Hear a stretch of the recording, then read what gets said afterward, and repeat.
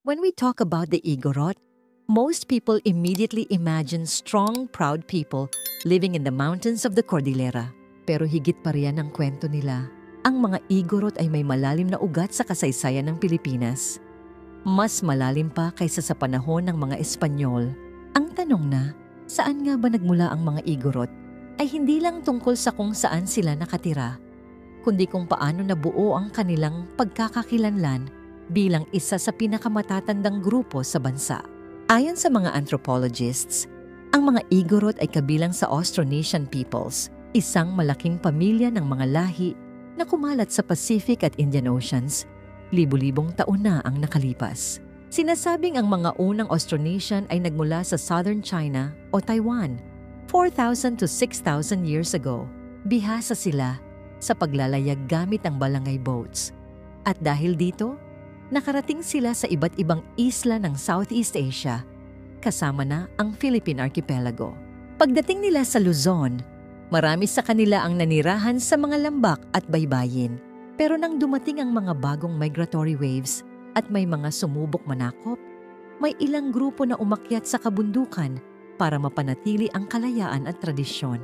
Sila ang mga ninuno ng tinatawag nating Igorot, mula sa salitang Igolot, na ibig sabihin ay taong bundok. Pero ang totoo, hindi lang basta taga-bundok ang ibig sabihin nito.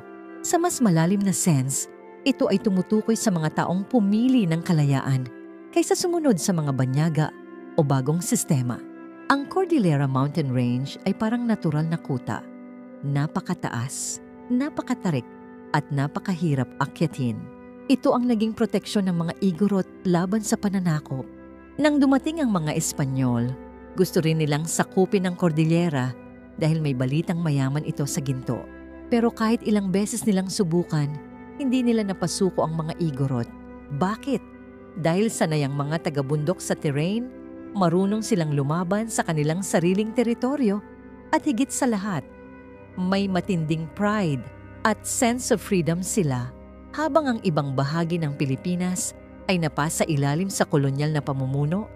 Ang mga Igorot ay nanatiling independent at may sariling sistema ng pamahalaan, batas at relihiyon. Ang kabundukan ang naging kanlungan ng kanilang kultura. Dito nila napreserba ang mga ritual, tradisyon at paniniwala na umiiral pa rin hanggang ngayon.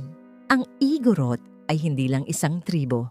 Ito ay collective name para sa iba't ibang pangkat sa Cordillera. Bawat isa ay may unique na kultura, dialect at sistema.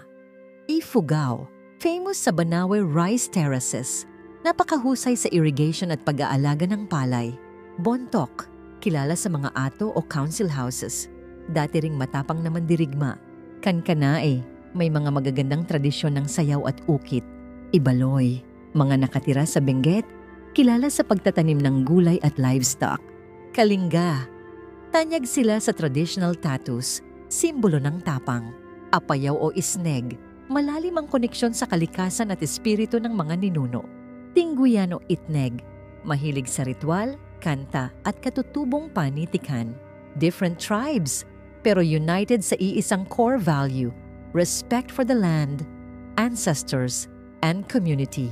Nang dumating ang mga Espanyol noong 1500s, tinawag nila ang mga taga-Cordillera na Igolot, isang salitang may bahid ng pangmamaliit, parang uncivilized mountain people. Pero ironically, ang mga Igorot ang isa sa mga pinakaorganisado at disiplinadong grupo sa bansa noon. May mga leader sila, may batas, at may malinaw na sistema ng hustisya.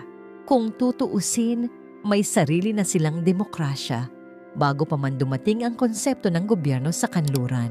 At habang halos buong kapuluan ay naging Kristiyano, ang mga Igorot ay nanatiling tapat sa kanilang mga katutubong paniniwala. Hindi dahil sarado sila sa pagbabago, kundi dahil alam nila na ang kanilang kultura ay dapat ipaglaban. Kaya nang sinubukan silang sakupin ng mga Espanyol, lumaban sila. Hindi lang gamit ang sandata, kundi gamit ang kaalaman sa bundok, diskarte sa giyera at pagkakaisa. Sa kabila ng ilang pagkatalo sa labanan, kailanman ay hindi nasupil ang kanilang diwa. Sila ang isa sa iilang pangkat sa bansa na hindi tuluyang napas sa ilalim sa kapangyarihan ng Espanya. Ang kultura ng Igorot ay umiikot sa harmonya sa kalikasan at paggalang sa espiritu ng mga ninuno. Naniniwala sila sa mga anito o mga espiritu na nakatira sa ilog, bundok at punong kahoy. Mayroon din silang mga batas na nakabatay sa communal peace. Halimbawa, ang konsepto ng bodong, isang kasunduan ng kapayapaan sa pagitan ng dalawang tribo. Isa itong advanced na peace treaty na ipinapasa sa bawat henerasyon. Ang kanilang social structure ay nakabatay sa respeto, hindi sa yaman. Walang hari, walang alipin, lahat may boses. Sa modernong termino, halos egalitarian society sila. Kaya kung tutuusin, ang mga Igorot ay may sarili ng civilization system bago pa man pumasok ang mga banyaga. When the Americans arrived in the 1900s, unti-unting nakilala ng mundo ang mga Igorot. Sa kasamaang palad, may mga panahong ginamit sila bilang exhibit sa mga world fairs sa US, isang malinaw na halimbawa ng racial discrimination noon. Pero sa kabilang banda, sa panahon ding iyon nagsimula ang modern education at mas malawak na koneksyon ng Cordillera sa labas ng kabundukan. Maraming Igorot ang naging professionals, teachers at leaders. Natutunan nilang pagsamahin ang modernong kaalaman at traditional na wisdom. At kahit lumipas ang panahon, hindi nawala ang kanilang pride bilang Igorot.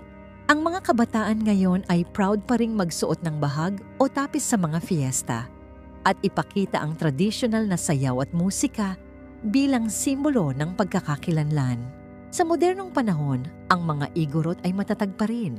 Makikita mo sila sa syudad, sa gobyerno, sa business sector, at maging sa abroad. Pero dala pa rin nila ang kanilang core values: hard work, dignity, at respect.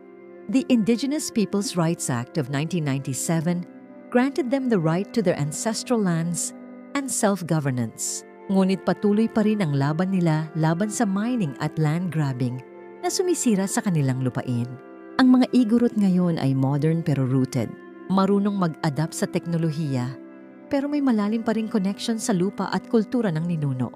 Kung titingnan natin ang kasaysayan, ang pagiging Igorot ay hindi lamang pagiging tao sa bundok. Sila ang mga Pilipinong tumangging sumuko kahit ilang ulit silang sinubukang sakupin. Sila ang mga taong ipinaglaban ang karapatan nilang manatiling totoo sa sarili. Ang mga hagdang-hagdang palayan ng Ifugao ay hindi lang palayan. Ito ay bato at lupa na hugis ng kasaysayan. The tattoos of the Kalinga are not just designs. Ito ay kwento ng tapang at karangalan. Ang pinagmulan ng mga Igorot ay hindi lang nakasulat sa kasaysayan. Ito ay nakaukit sa bawat bundok, sa bawat awit, at sa bawat pusong ayaw bumigay sa pagbabago ng panahon.